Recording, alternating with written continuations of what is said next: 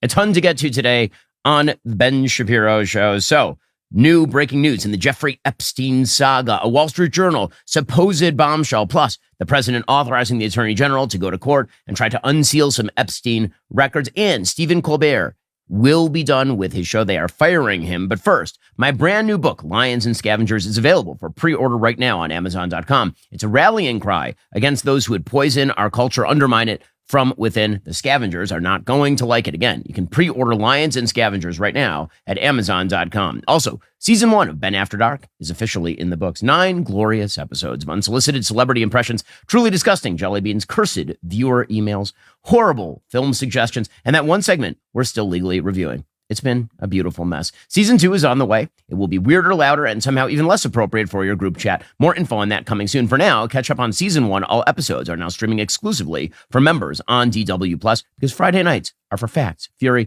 and occasional flamethrowers. Okay, lots of news today. So we begin with a piece of rather welcome and amusing news. That is, Stephen Colbert will be done in very short order. So the left is going nuts today because Stephen Colbert, who has not been funny for solidly a decade. I remember when he was a correspondent on The Daily Show for Jon Stewart. And at that point, he was funny. And then, of course, he did the Colbert Report, which was basically just a left-winger trying to mock Bill O'Reilly. And it was intermittently funny. And then they made him the late night show host over at CBS. And he was awful. Just truly, truly bad at this job. Well, now CBS is announcing that they are done with Stephen Colbert.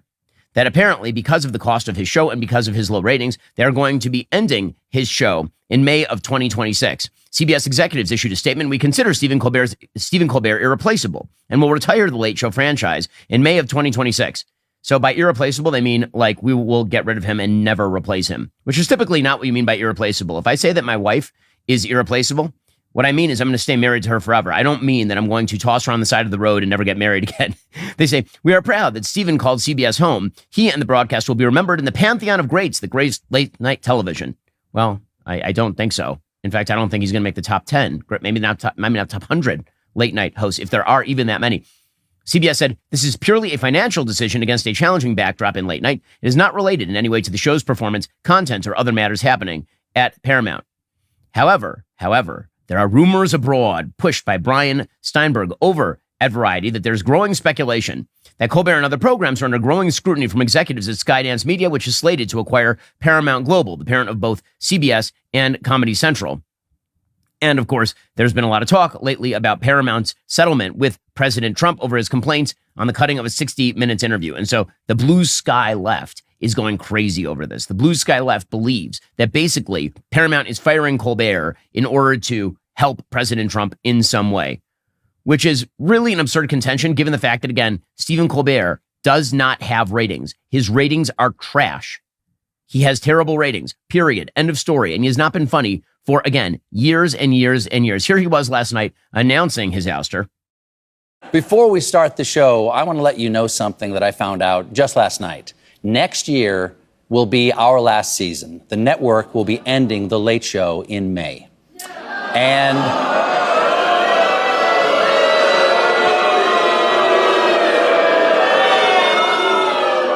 yeah, I share your feelings. It's not just the end of our show, but it's the end of The Late Show on CBS. I'm not being replaced.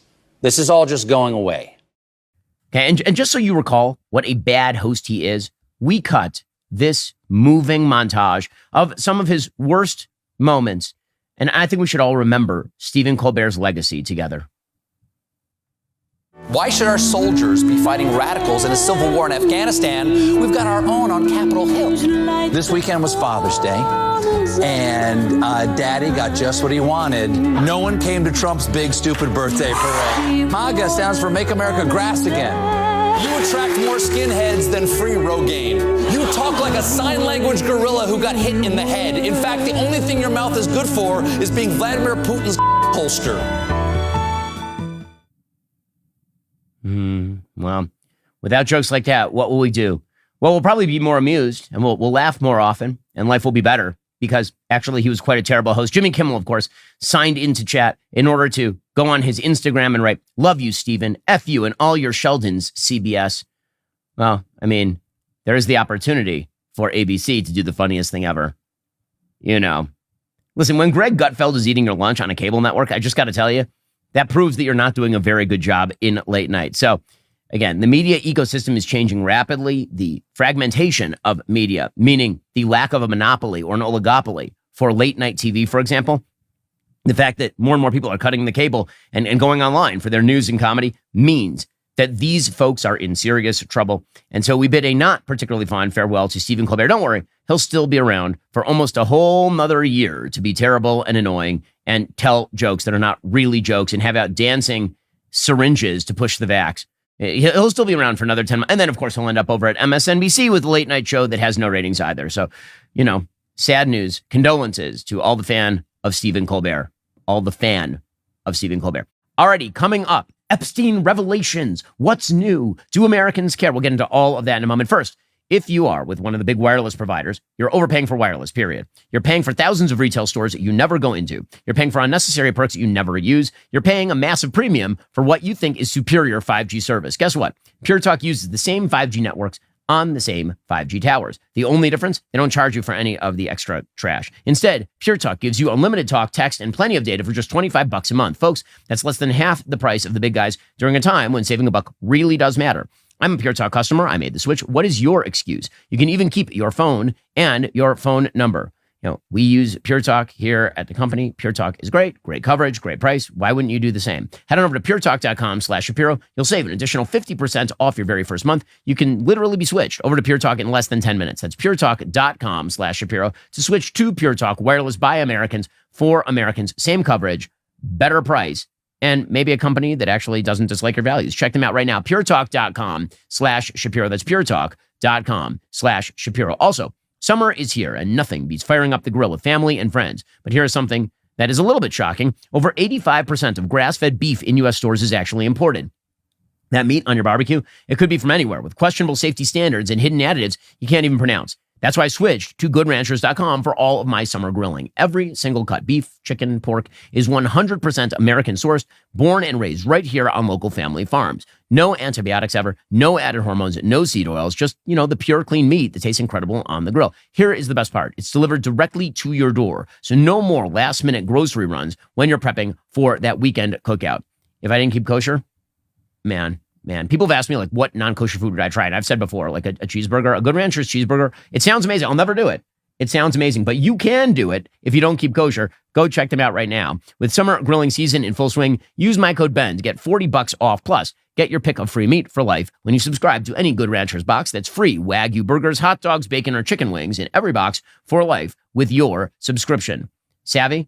Well, she has a little boy, but he's a chunky boy because he keeps eating Good Ranchers. That kid is going through several Good Ranchers box every week. Again, just go to goodranchers.com and use promo code BEN at checkout to get an extra $40 off and free meat for life, because the moments that matter deserve meat that's made right and raised in America. Good Ranchers, American meat delivered.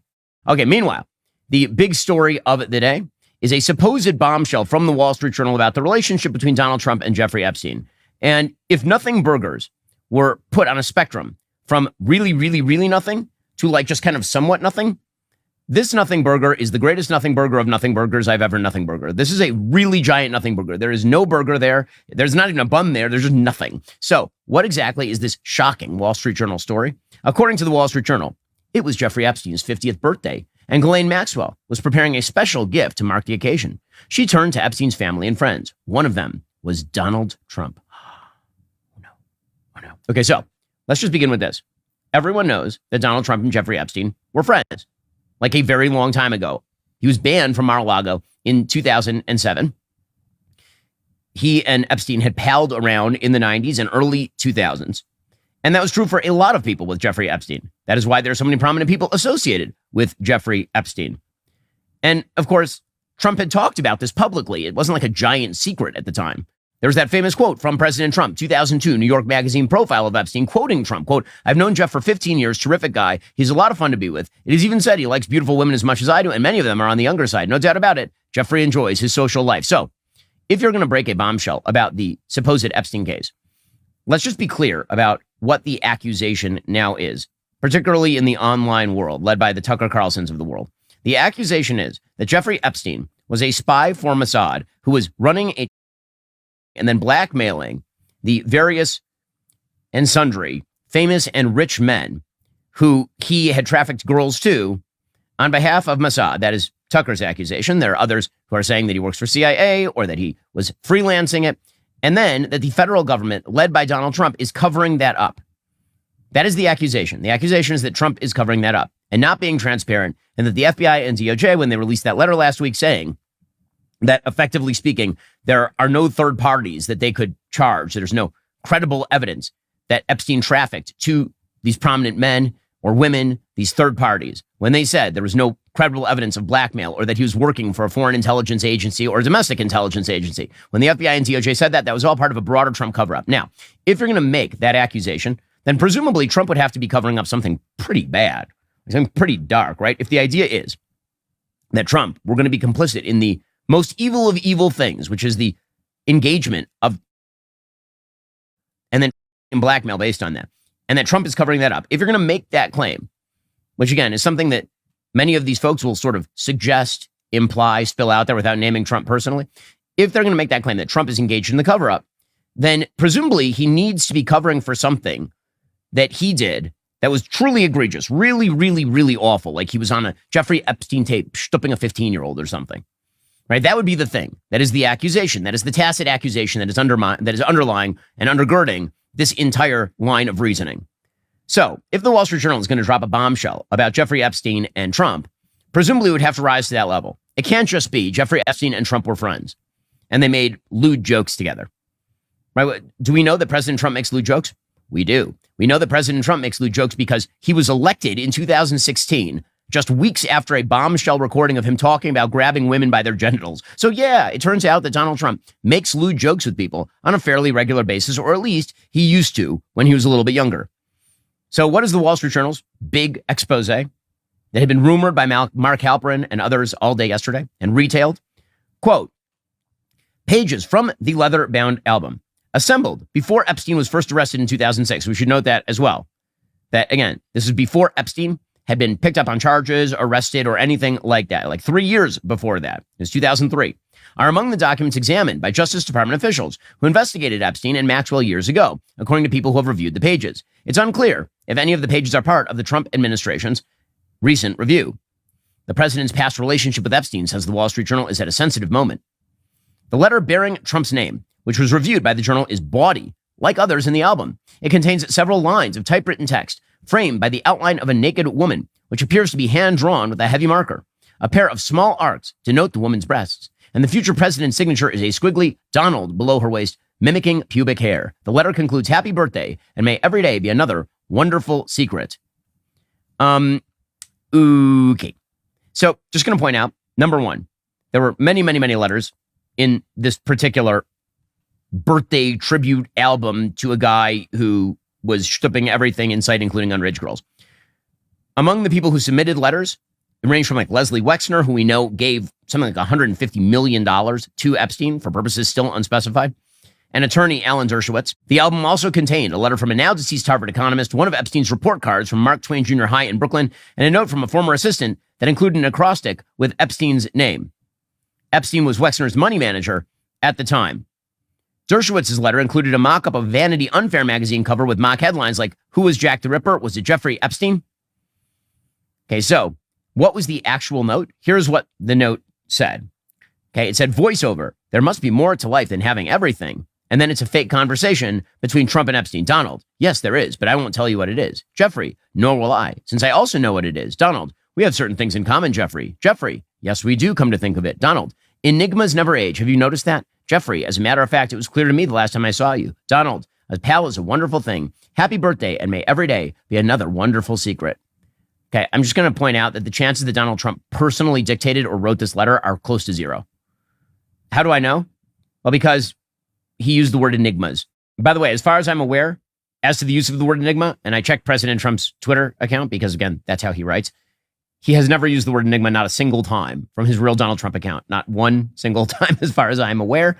I believe he used the word enigma one time to refer to Ben Carson or something verbally. But does that sound like Donald Trump to you? It does not sound like Donald Trump to me. I'll just put that out there. But let's assume for a second, and by the way, President Trump immediately is denying that he wrote the letter. Probably he just tasked some sort of secretary with writing a spicy letter to Jeffrey Epstein for his birthday. The secretary did that, and then Trump signed it. Right? That is the most logical explanation for all of this, that he didn't sit there like personally writing a letter, typing out a letter to Jeffrey Epstein or anything like that. Trump's spokeswoman told the Journal in 2023, of course, that Trump had banned Epstein from his Mar-a-Lago club at some point in the past without elaborating. And again, Trump was asked for comment on this. And Trump immediately said that this was essentially fake news and then threatened to sue the Wall Street Journal. He then put out a statement saying the Wall Street Journal and Rupert Murdoch personally were warned directly by President Donald J. Trump that the supposed letter they printed by President Trump to Epstein was a fake. And if they print it, they will be sued. Mr. Murdoch stated he would take care of it, obviously, did not have the power to do so. The editor of the Wall Street Journal, Emma Tucker, was told directly by Caroline Leavitt and by President Trump that the letter was a fake. But Emma Tucker doesn't want to hear that. Instead, they're going with a false, malicious, and defamatory story anyway. President Trump will be suing the Wall Street Journal, News Corp, and Mr. Murdoch shortly. The press has to learn to be truthful and not rely on sources that probably don't even exist. President Trump has already beaten George Stephanopoulos, ABC, 60 Minutes, CBS, and others, and looks forward to suing and holding accountable the once great Wall Street Journal. It has truly turned out to be a disgusting and filthy rag. Writing defamatory lies like this shows their desperation to remain relevant. If there were any truth at all on the Epstein hoax, as it pertains to President Trump, the information would have been revealed by Comey, Brennan, Crooked Hillary, and other radical left lunatics years ago. It certainly would not have sat in a file waiting for Trump to have won 3 elections. This is yet another example of fake news. That last point that he's making there, which is, if there was truly hidden, egregious stuff about Trump in the Epstein files, do you think the Democrats would have sat on that? They leaked his IRS files, for goodness sake. You think they would have sat on that? The answer, of course, is no. They would not have sat on that. Okay, so is the note real? Is the note fake? Okay, so let me just say, personal belief, I think the note is probably, at the very least, not written by him. And the reason, again, I think that is it doesn't accord with anything that we know about how President Trump writes. But let's say that it's real.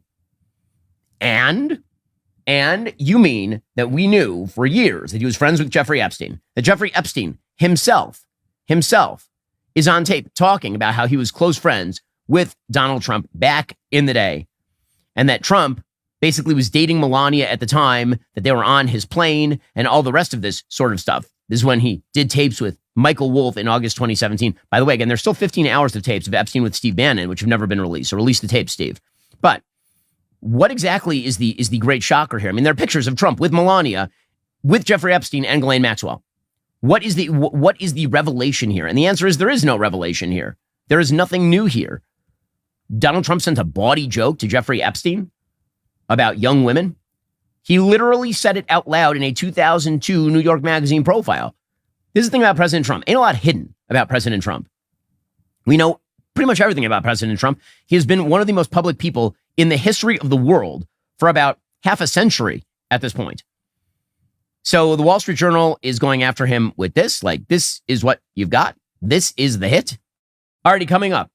How much do Americans actually care about the Epstein stuff? We'll get into the polling data, plus President Trump actually winning victories and the Democrats continuing to spin off into insanity. First, we're all constantly snapping photos on our phones. But what about the precious memories from before you had a smartphone? Those old VHS tapes in your closet, the fading photos in the shoe boxes. They're literally disappearing from heat, moisture, and time. Those are pictures of like you as a kid with your parents, and they are going away. And that's where Legacy Box comes in. The process is simple. You send in your box filled with old tapes and pictures. Their team digitizes everything by hand in the United States, and then you get it all back on the cloud or thumb drive along with your originals. I've done this for my parents. I've done this for my in-laws as well. And all of those pictures that they thought had sort of disappeared into the mist of time, they're back. You can see them digitally. I can meet my grandparents when they were young. And I can see what my parents look like when they were kids. It's amazing stuff. It's like magic. Your shoebox of memories is now safely stored in the cloud, ready to share with a click. Legacy Box is the world's largest digitizer, helping over 1 million families preserve those priceless moments. Don't let your childhood fade away on old tapes. It's time to digitize and future-proof those priceless moments. Fast forward into the digital age with Legacy Box. Visit legacybox.com/Shapiro today and unlock 50% off your order. That's legacybox.com/Shapiro. Also, this just in from the International Fellowship of Christians and Jews. Right now, the situation across Israel remains very fragile, very fraught. Israeli neighborhoods were destroyed in that last round of fighting with Iran. Dozens of Israelis were killed. There are a lot of injured. Whether in peacetime or at war, the people of Israel know that an overwhelming number of ballistic missiles could be fired at them at any moment. And when those sirens sound, Sometimes they have just 15 seconds to reach a bomb shelter. But Israelis don't have enough bomb shelters. That's particularly true in Tel Aviv and also in Israel's north, where there have been a lot of attacks over the course of the last couple of years. That's why the Fellowship is working around the clock to build and place hundreds of concrete reinforced bomb shelters, each of them ready when the next rocket strike occurs. The Fellowship is deploying 60 new bomb shelters, including 10 immediate placements and 50 upgraded models with blast-resistant steel doors to protect vulnerable Israeli communities from future threats. To learn more about IFCJ's life-saving work, visit benforthefellowship.org. That is one word, benforthefellowship.org. You're helping out people in the Holy Land when you check them out. Go do it right now, benforthefellowship.org. The Vice President, J.D. Vance, put out a statement about this. He said, "Forgive my language, but the story is complete and utter bull. The Wall Street Journal should be ashamed for publishing it. Where is the letter? Would you be shocked to learn they never showed it to us before publishing it? Does anyone honestly believe this sounds like Donald Trump? Doesn't it violate some rule of journalistic ethics to publish a letter like this without showing it to the victim of the hit piece? Will the people who have bought into every hoax against President Trump show an ounce of skepticism before buying into this bizarre story?" I mean, J.D. Vance is right. The Vice President is right. In any case, what does this amount to? In the end, it amounts to virtually nothing. Now, President Trump, for his part, has come out and said, fine, I'm going to try to release everything that I can, which again, would have been the proper response at the beginning. This is what AG Bondi should have done from the outset. I was critical of the Attorney General from the outset for the rollout of the story, not for the conclusion the FBI and DOJ drew. As I've said, all I know is the public information and what I've been told by sources inside the federal government who have seen a lot more of the information than I have, and what we've been told publicly by the president, the vice president, head of the FBI, deputy director of the FBI, AG. Right? That's the stuff that I know, and that's the stuff that you know, and all the rest is rank speculation. But the way this should have been retailed is you come out, you answer all the questions, you say, here are the reasons we can't release more information because, say, for example, the Epstein tapes are actually not tapes inside Epstein bedrooms. Those don't exist according to Alan Dershowitz. They're just which the FBI is not going to put up. That there is no quote-unquote Epstein list. He didn't keep like a giant list of people he was blackmailing. And there's no evidence of actual blackmail according to the FBI and DOJ. And so we can't release you evidence that doesn't exist of a crime that we can't charge. We'll release what we can. And we will file a petition to a court to get them to release whatever a court will allow. Because again, there are rules and procedures in all of this. As well, there should be, by the way. There should be rules and procedures at the FBI and DOJ with regard to the kinds of information they release publicly. After all, the FBI and DOJ are law enforcement agencies. That is what they are. And it is not just their job to prosecute crime. That is certainly their chief job. It is also to ensure that innocent people don't get completely smeared by fictitious evidence based on their investigations. That is one of the reasons they will release redacted files, for example. So President Trump put out a statement yesterday. Based on the ridiculous amount of publicity given to Jeffrey Epstein, I have asked Attorney General Pam Bondi to produce any and all pertinent grand jury testimony subject to court approval. This scam, perpetuated by the Democrats, should end right now. And again, the scam he's talking about is the push by Democrats to suggest he's engaged in a gigantic cover-up. The Attorney General then responded, President Trump, we are ready to move the court tomorrow to unseal the grand jury transcripts. Now, realistically, is that going to happen? The answer is probably not. The court gets to make the final determination on what gets released, and the court would have to have a pretty significant overriding interest in releasing grand jury testimony, which is usually kept sealed specifically because a grand jury may decide not to indict, or it may be that much of the testimony to a grand jury is found to be non-credible, which is apparently some of the thing that's happening here. And so if it's just a list of people, for example, who traveled on Jeffrey Epstein's plane, and then they're now going to be smeared for the rest of their lives as pedophiles, then perhaps the court has an interest in not unsealing that sort of stuff. Those would be the sorts of interests the court has to take into account.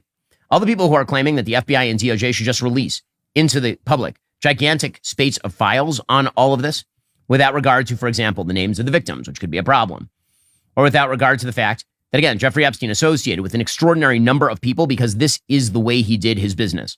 As I said, when I analyzed this last week, it appears to me, based on his financial record and the fact that he's been accused of stealing money, essentially, by people like Leon Black, that there's a very good shot that what Epstein actually was doing was hobnobbing with the rich and famous in order to get them to give him money for investments or some other purpose. This looks a lot like a financial crime, not just like a crime. And so you have to follow the evidence wherever it leads. What gets released into the public has to follow particular federal procedures and protocols that apply to every criminal case. So President Trump is saying, we'll go to the court, we will ask, the court will do what the court does. As far as a special counsel, there have been calls for a special counsel. I'm not a big fan of special counsels in general because typically their remit tends to expand over time and become self-justifying. That's exactly what happened with the Robert Mueller investigation, where Robert Mueller started off with a relatively small investigation, and then tens of millions of dollars later ended up with basically nothing, an empty bag, after the media ran with that story for full-on 3 years. The Wall Street Journal editorial board put out a piece talking about a special counsel, and they say, the latest MAGA idea on the Jeffrey Epstein files is that there should be a special counsel appointed to investigate because AG Mamdani is now part of the deep state or something.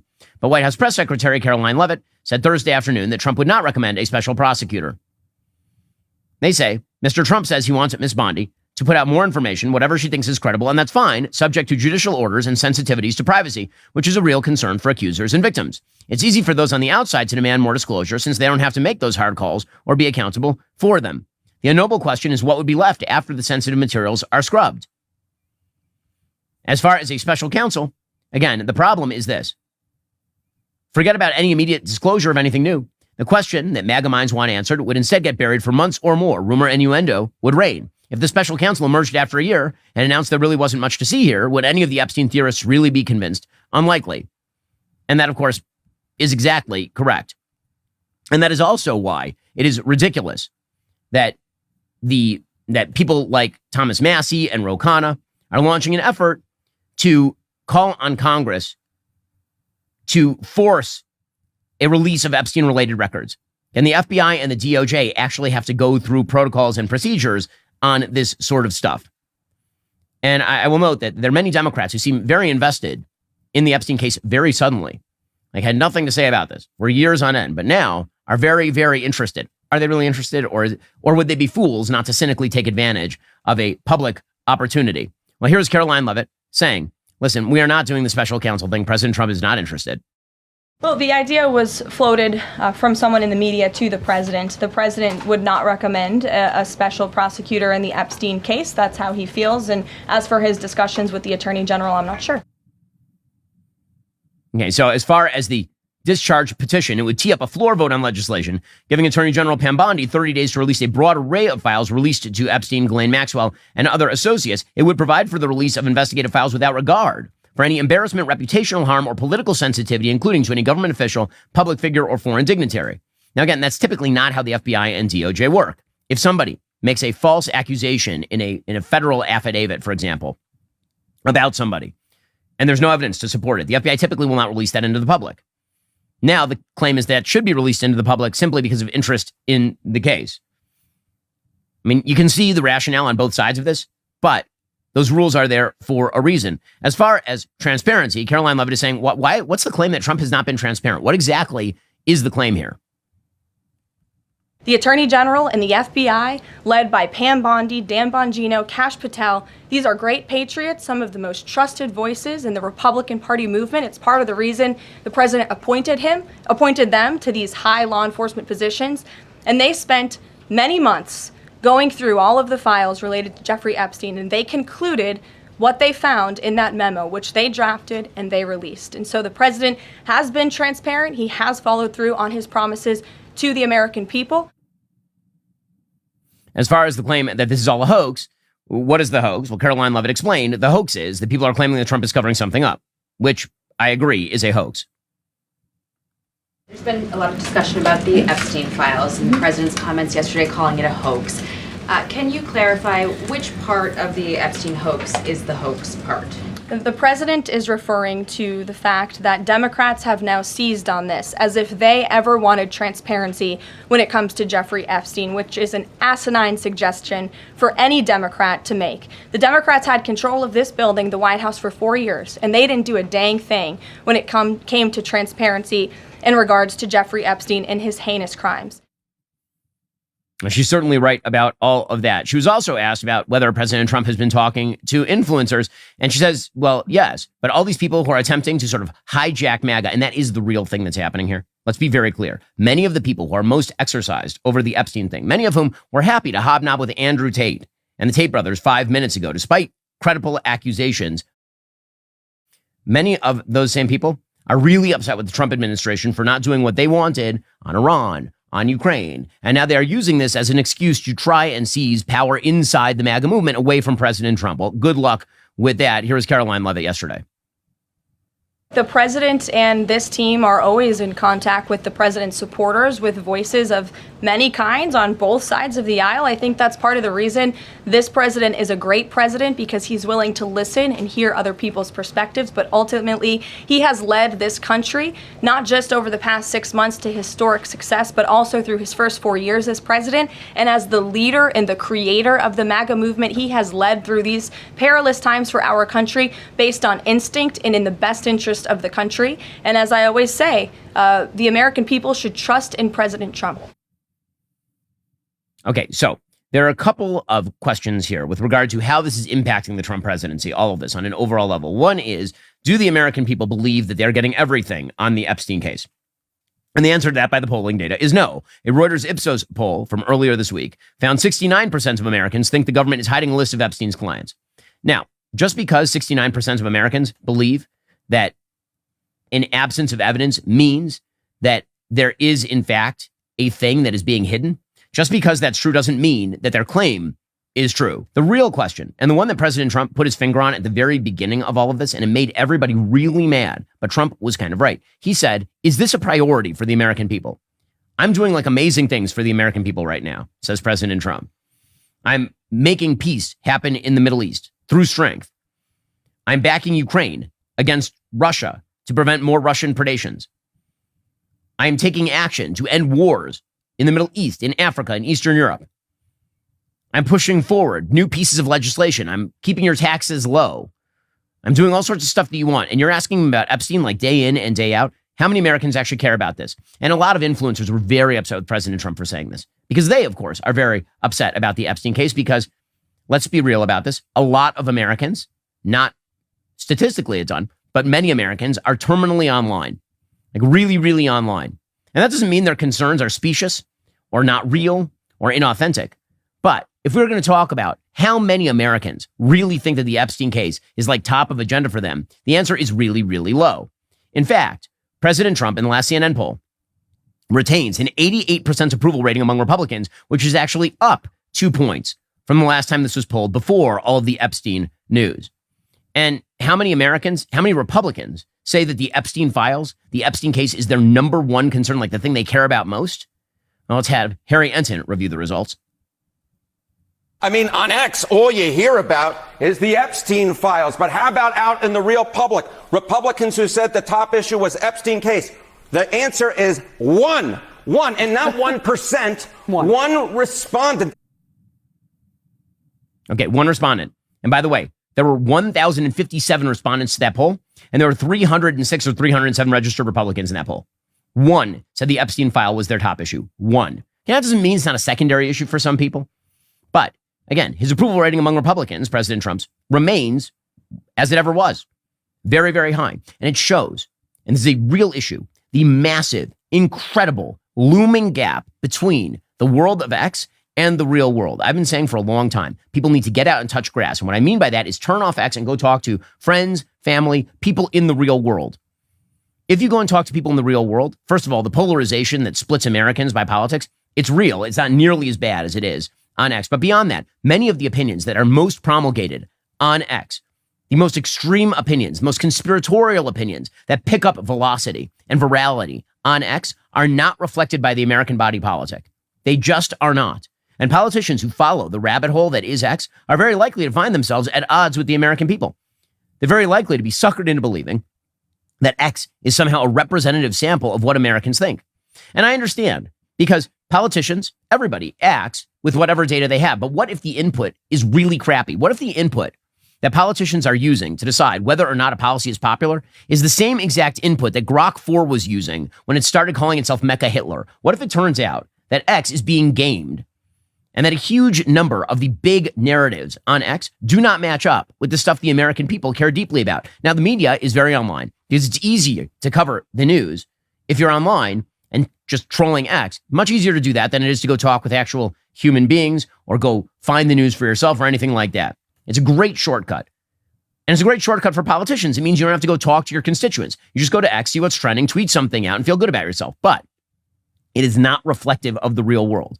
The amount of media coverage on the Epstein case, the amount of X coverage and conspiratorial insanity on the Epstein case far outweighs what's happening in the real world. And this is where President Trump is unique, truly unique. So you have to understand President Trump's informational diet to understand why he is not being suckered by a lot of this stuff. President Trump is not on X.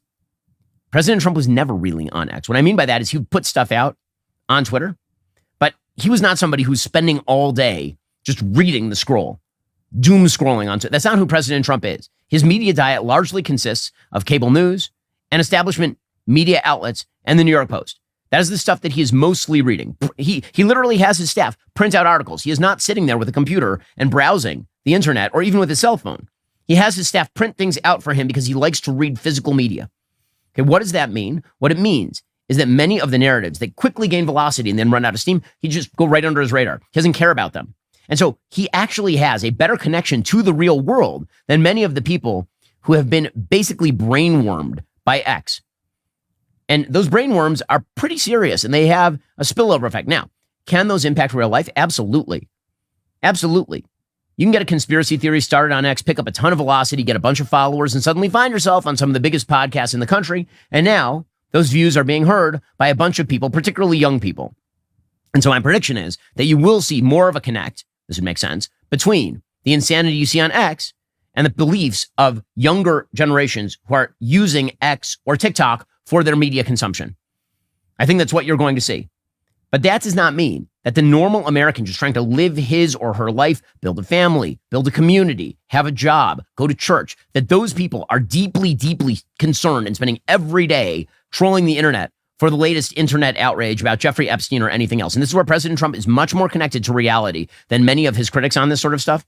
And it's why President Trump is now right to call on Mamdani to try to get out as much as possible released. But people who are saying the Epstein, this is going to do deep and lasting damage. First of all, I think a lot of the people who are saying that are doing so for malicious reasons. They are doing so because they hope that their own online narratives, which do not prevail in real life on anything from foreign to domestic policy, will somehow get an ear in the White House if they can damage the president with a bunch of false nonsense about the Jeffrey Epstein story.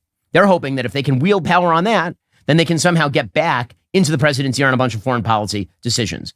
I think it's a losing game. I think it's a malicious game. I wish we were being called out more often by some of the people in the orbit of the White House who themselves are close with some of these influencers. But with all of that said, President Trump, again, much more connected to reality than virtually all of his critics. Well, joining us on the line to discuss this and many other subjects is one of the wisest people in America. Wisdom is in short supply. Professor Robert George McCormick, professor of jurisprudence at Princeton University, director of Princeton's James Madison program in American Ideals and Institutions. He has a brand new book titled Seeking Truth and Speaking Truth. Professor, thanks so much for joining the show. I really appreciate it. It's a great pleasure as always, Ben. Thanks for having me on the show. So in your book, you talk about the modern age of feeling. And I've been talking about this in the context of the disconnect between the world online and the world of reality, that the world online, which promotes narratives, these sort of viral narratives that go very, very hot, people get very passionate about them, and the world of reality, where it turns out most people don't even know about those things or care about those things, that gap is creating real problems in American life. And it underscores, I think, what you're talking about, which is an emphasis on short form content that generates emotional reactivity as opposed to the sort of genuine arguments that allow for discussion, agreement, and truth seeking.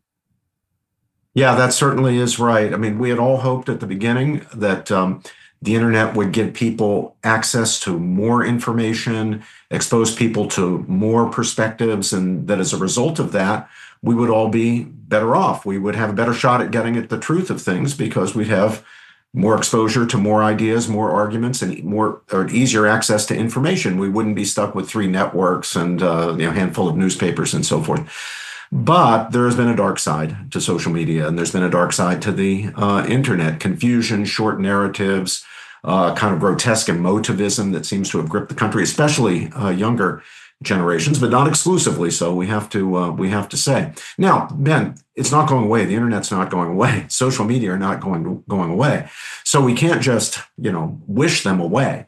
We're going to have to reform them. We're going to have to bring to the internet and bring to social media voices that are actually sane and reasonable and that don't take the shortcuts of appealing to emotion and feeling, but actually provide reliable information, make genuine arguments, do business in what I call the proper currency of intellectual discourse, a currency consisting of reasons and evidence and arguments. So, Professor, that obviously sounds like a real uphill battle in the moment, given the forces stacked on the other side.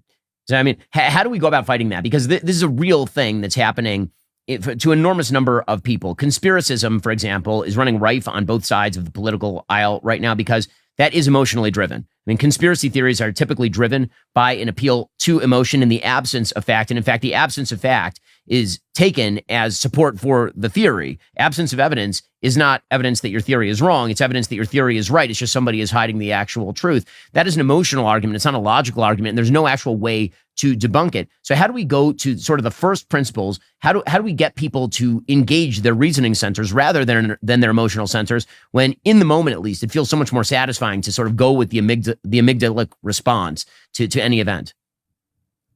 Well, let's look at history. And of course, history is filled with evil and carnage and bad things that we human beings have done to each other. But let's look at the good moments. Let's look at when actual progress, real progress, the real thing has been made, whether it's in overcoming slavery or establishing civil liberty or Republican government, whatever it is. How did those good things happen? And there's something that we find as a constant throughout, and that is people who stepped forward to provide models for other people. Progress has been made when it's genuine progress, and when it has been made, in no small measure by the presence of people who became heroes and saints. They modeled for other people what it means to be a good person, what it means to be a truth seeker, what it means to stand up for Republican government or civil liberty or against slavery or against racism or whatever the evil was of the day that someone needed to stand up against. It was always hard. It was always an uphill battle. It always looked impossible, Ben, but people will follow the example of leaders, of heroes and saints, of people who make sacrifices and model the kind of behavior that we'd like to see spread abroad in the culture. So I think part of that, Professor, is the reinstitution of trust in institutions. And I know that's sort of a strange anti-narrative point these days because there's so much distrust in our institutions. And I think for so many good reasons. I think a lot of our institutions were basically hollowed out, emptied out, and then worn around as though they still had institutional legitimacy after they'd already been burned out from the inside. But how do you rebuild trust in institutions? Here I'm thinking of not just the American government and the institutions of American government, which of course, I think that a healthy amount of distrust of American government and its interventions is obviously warranted. But here I'm talking about even things that are as basic as church. You know, the lack of trust in institutional churches, for example, the lack of trust even in family structure. These things have really gone the way of the dodo bird. How do you reinstitute those? And how long a project is that? Because I think one of the disheartening things about this moment is that it takes generations to build up institutional trust, and it takes about 1 second to destroy it. That's exactly right. You've hit the nail on the head here, Ben. So what is, I think, quite unprecedented, or if it's not entirely unprecedented, it's been a long time since we were in this condition, is the literal collapse of trust in the principal institutions of culture, the institutions that transmit culture to each new generation. Certainly in my lifetime, in my parents' and my grandparents' and my great-grandparents' lifetime, trust has never been so low. But you're right about something else. The institutions earned that distrust by their own failures. And you're also right that it's not just the institutions of government. It's the institutions of journalism. It's the institutions of religion. It's more broadly the institutions of culture. Now, how do you earn it back? That's a slow and difficult process, but you do it by doing the right thing and doing it for the right reason and doing it when it's hard. Standing up in the face of mobs, standing up in the face of a kind of overwhelming public opinion or the passions of the day. And again, it requires leadership. It requires saints and heroes, people who will do the hard stuff. How long a project is it? 50-year project, maybe a 100-year project, maybe a 200-year project. But if we're going to get anywhere, we've got to begin now. We're beginning at a very, very low point. Even trust in institutions that have historically had high levels of trust, the judiciary, the military. Trust has collapsed in these institutions. and you cannot do without them. There's a kind of dream, a kind of anarchist dream that, well, we can do without institutions. We can live as individuals. No, it doesn't work that way. It requires institutions to transmit whatever is good about a culture, to transmit culture to each new generation. Well, that's Professor Robert George. His brand new book is Seeking Truth and Speaking Truth. It is definitely worth the read, as is everything that he does. Professor George, really appreciate the time. Thank you. It's a pleasure to be with you again, Ben. Meanwhile, the president is, in fact, doing things that help the American people. On Thursday night, Republicans in the House Rules Committee moved to push forward the $9 billion rescission. The House passed it, and they sent it to President Trump's desk for his signature. So that means defunding of NPR. The vote was 216 to 213. Only 2 Republicans opposed it. These rescission moves are excellent. They are good. They're cutting a bunch of wasteful government spending, including to, again, publicly funded radio that is just left-wing propaganda. And that is a perfectly worthwhile and good thing. It also includes cuts to USAID, which, of course, is absolutely worthwhile.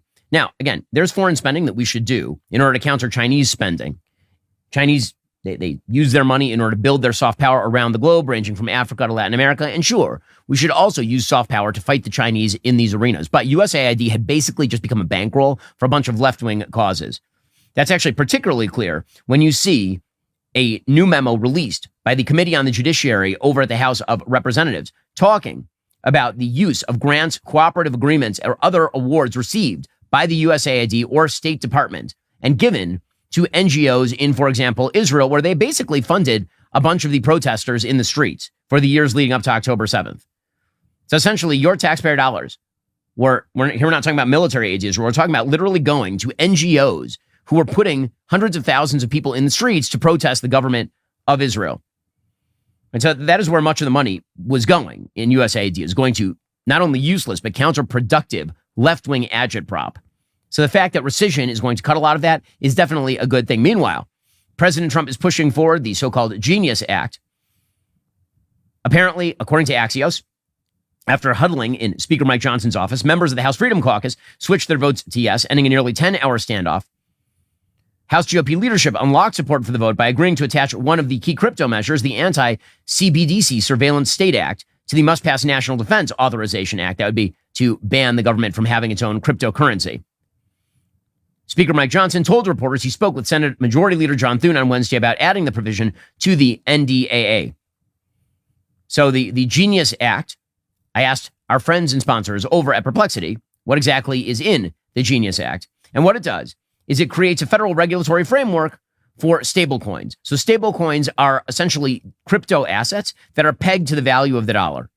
Now, they're not necessarily one-to-one. It's not as though you buy a stable coin and if you could turn it in for $1. And this is one of the things the Genius Act was designed to do. It was designed to put regulations on anything calling itself a stable coin. Right? Bitcoin is not a stable coin. Bitcoin is tied essentially to the widespread public adoption of Bitcoin itself. It's its own currency. It's its own cryptocurrency. Stable coins are supposedly tied to the value of the underlying asset, in this case, for example, the United States dollar. And so what the Genius Act was designed to do was provide some stability in the stablecoin market. And then let 1,000 flowers bloom. Right? You can buy a stable coin that is worth $0.50 or a stable coin that is worth $1. According to Perplexity, the main objectives were to impose strict requirements on stablecoin issuers to ensure that these digital tokens are fully backed by high-quality liquid reserves. It's designed to prevent the kinds of losses seen during previous crypto crashes and guarantees that holders can actually redeem those coins for cash at any time. So it turns stablecoins into an actual usable, tradable, and stable commodity. They're actually stable coins, right? They're not just cryptos. They're stable coins. The other goal was to mandate anti-money laundering compliance, AML, and prohibit risky reserve practices, and requires all issuers, including those abroad, to obey U.S. sanctions and AML laws if they do business with U.S. customers. So the goal here is to not allow stablecoins pegged to the U.S. dollars to essentially act as a workaround to move into sanctioned areas like, say, Iran or Russia. It'll also help preserve the U.S. dollar dominance because the law aims to strengthen the role of the dollar in the global digital economy. So instead of necessarily buying Bitcoin as a hedge against the dollar, you're now going to buy a stable coin, which is essentially a crypto version of the dollar.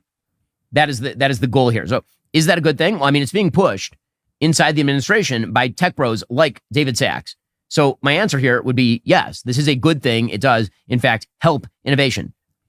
Meanwhile, the White House is preparing an executive order targeting woke AI, and it's outlining the president's vision to win the AI race with China, which of course is deeply important. AI is the technology that is going to be dominating the next several generations of human life at a minimum. According to the Wall Street Journal, White House officials are preparing an executive order targeting tech companies with what they see as woke artificial intelligence models, going after DEI. The order would dictate that AI companies getting federal contracts be politically neutral and unbiased in their AI models, an effort to combat what administration officials see as a liberal bias in some of those models. And again, this is absolutely true. There are preset standards that are used by these AIs in order to dictate sort of safety standards. And the goal here would be to say that you can't have a safety standard on an AI that ignores, for example, basic biological fact like men exist and women exist, and a man cannot become a woman. The trend has been troubling AI czar David Sachs and Sriram Krishnan, senior White House policy advisor for AI. And you'll recall he was involved tangentially. He was just his name was used in a sort of foolish and I think not particularly productive debate over H-1B visas. There's an interesting conversation to be had. I'm not sure why it was about Sriram. But this move by the White House to make more neutral these AI tools is definitely a good and useful thing. So President Trump continues to win victories. Meanwhile, the Trump administration continues to target illegal immigration. Last night, Caroline Leavitt said that any suggestion that there was going to be amnesty for illegal immigrants, that is not a thing. From my understanding, the White House nor the president has actually read through this legislation. We've been focused on, of course, the One Big Beautiful Bill, which passed, which is another historic accomplishment of this president in record time. The Genius Act this week, the rescissions package, that's been the focus of the White House. But the president has made it very clear he will not support amnesty for illegal aliens in any way. Okay, so again, can't be clearer than that. By the way, again, the left is going nuts over President Trump's immigration policy, but they are not so sotto voce admitting that many, many illegal immigrants are receiving federal tax benefits, including things like food stamps. Here's Representative Pramila Jayapal accidentally admitting this. Yesterday, I was at a food bank in my district talking about the SNAP cuts, the horrible SNAP cuts and Medicaid cuts. And they told me that people are not even showing up to Head Start, where they get their food. They're not showing up to the food banks because they're afraid. And it's not just undocumented immigrants. It is people of all legal statuses. It's undocumented immigrants who have been here for 20 years. Why, oh, why are Democrats so mistrusted on illegal immigration? It's a mystery wrapped in, wait for it, an enigma. No one knows why so many people are exercised about illegal immigration, except for the vast majority of American citizens. Yeah, the left is terminally online. I've talked about the right being terminally online. The left is also terminally online, and it puts them in severe electoral danger. Alrighty, speaking of terminally online, the Democrats, terminally online, it's a real problem for them. There is a brand new poll out, and it shows actually that Democrats are down in the congressional generic ballot by 5 points, which is kind of insane. I mean, we are 18 months out from the next election cycle, and they are trailing. They're not in good shape. And the reason for that is they are wildly unpopular. This is a point Jake Tapper was making over on CNN.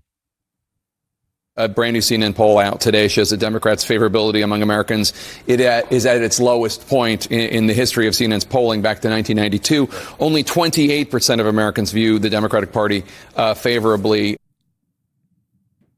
Those are really terrible numbers, truly awful numbers. Well, why is that? Because the Democratic Party is split between the traditionalist Democrats, who seem to be sort of do-nothing Democrats for the base, and the base Democrats who are embracing communism, socialism, and third worldism, which is a move. I will say I'm not sure a lot of Americans are in favor of that move. Representative Khanna of California, who of course has been a guest on the show, yesterday, he came out and endorsed Zoran Mamdani in the New York mayoral race. I will endorse him. Look, he's a very charismatic, relatable person, and he spent a lot of time talking about the cost of living in New York, in this country, and how we address it. How do we create good-paying jobs? How do we give people a raise? How do we make sure that the cost of rent, the cost of childcare, the cost of healthcare comes down? And that's important for the Democratic Party to start talking about these economic issues. Well, if this is the move you want to make, go for it, Democrats. Like, really, I encourage you to do all of this because you're now endorsing a guy based on his charisma who has supported the abolition of private property. That seems like a very weird thing to do in the world's financial hub, New York City, but I guess if you guys want to go with it and then make that the model for national governance, you can try it. My platform is that every single person should have housing. And I think faced with these two options, the system has hundreds of thousands of people unhoused, right? For what? And if there was any system that could guarantee each person housing, whether you call it the abolition of private property or you call it, just a statewide housing guarantee, it is preferable to what is going on right now. So if you could abolish private property, that would be preferable to people living unhoused. I love when they say people living unhoused. So public housing and homeless shelters are available in all major American cities for people who are destitute. And we, of course, have welfare programs for people who are destitute. The vast majority of people who are living on the streets are either mentally ill or drug abusers or both. It is a serious, real problem in major American cities. But his solution is abolish private property, which stands alongside abolish capitalism and also abolish Western civilization because you have to globalize the intifada. Good luck with this. When Tim Walz is the moderate in your party, you're in serious trouble. Here was Tim Walz yesterday saying they need to be more pro-business. Donald Trump sells snake oil or whatever, but it's capturing this idea of wealth and being able to be successful, which we as Democrats, we want people to pay their fair share, but why are we against people being successful like that? We can't be. Why are we against? We should talk about businesses. Not all businesses exploit their workers, and we get ourselves stuck in that. Oh, well, and I think we lose them. No, I mean, why not more of this? And the answer is because the base doesn't like this very much. Democratic Representative Josh Gottheimer of New Jersey, he is going out against Mamdani, and this is the tack that the Democrats should be taking if they had any brains at all.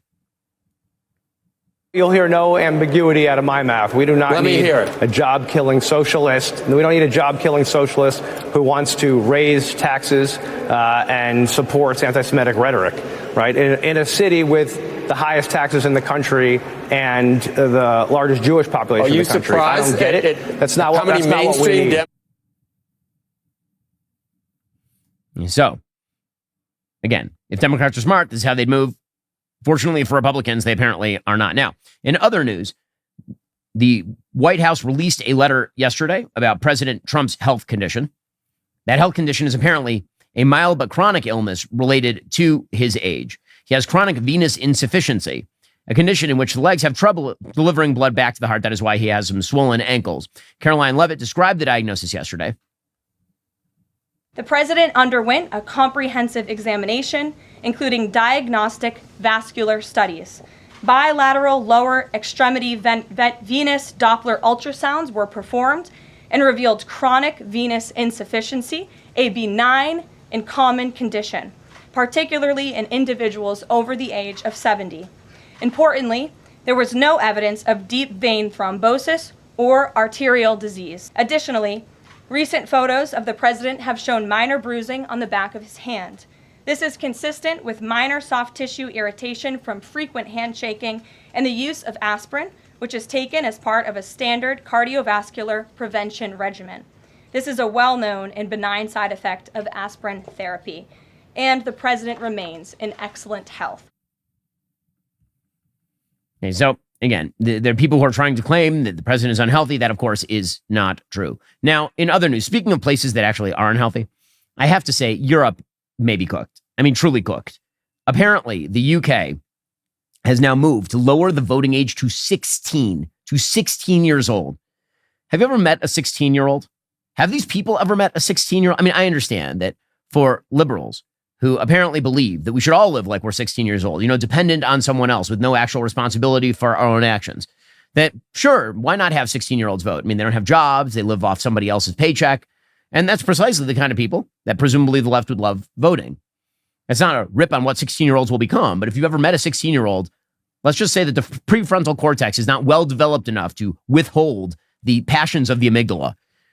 But here's Keir Starmer, the cloddish Labour Prime Minister of Great Britain, saying that they're going to lower the country's voting age to 16. I think it's really important that 16 and 17-year-olds have the vote because they're old enough to go out to work, they're old enough to pay taxes, so to pay in. And I think if you pay in, you should have the opportunity to say what you want your money spent on, which way the government should go. So I'm really pleased that we're able to bring more young people into our democracy and give them the chance to have a say over how their taxes are going to be paid and what they're going to be used for. So I'm just going to point out that that's crazy.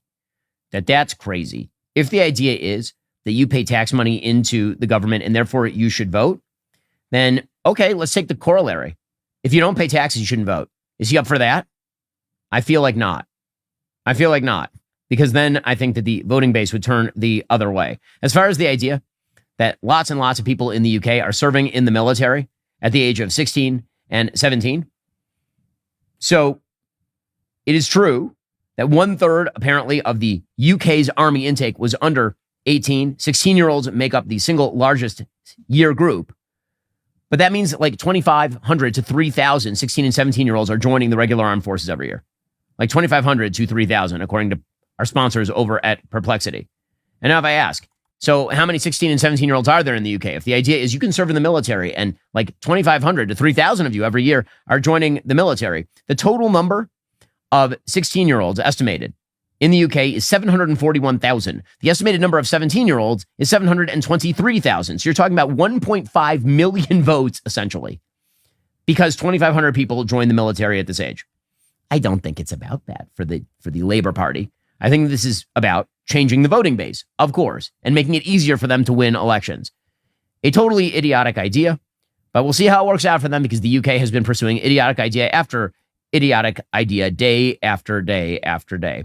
Alrighty, coming up on the Ben Shapiro Show, the strangest story of the day. This is just for our members. Apparently, the rule of the day is never go to a Coldplay concert, or at least don't cheat on your wife at a Coldplay concert, or at least don't get caught on the big screen cheating on your wife at a Coldplay concert. Remember, in order to watch, you have to be a member. If you're not a member, become a member. Use code Shapiro at checkout for 2 months free on all annual plans. Click that link in the description and join us.